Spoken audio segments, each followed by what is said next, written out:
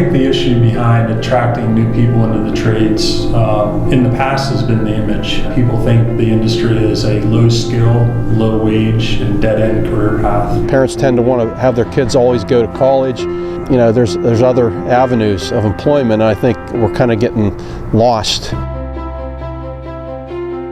Future Road Builders is an online program, and it simulates a highway construction project, simulates what a carpenter, a laborer, an operator, truck driver would do.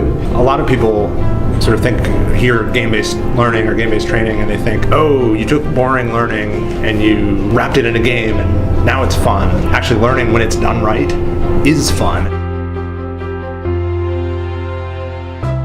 Within a game, we can give people that experience of being on a construction site and seeing the different jobs and experiencing what happens in those jobs. Instead of accumulating points, it's simulating what you would receive, how much money you would get. We try to educate people that there are great career opportunities, good paying, middle-class wages, and the opportunities for growth are tremendous. I was incarcerated, so I had no idea where I could be.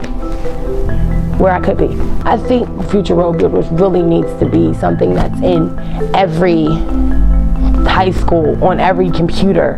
Can you imagine who you would be talking to right now if someone had told me, hey, there's the trades, or if Future Road Builders had been there when I was 18 years old?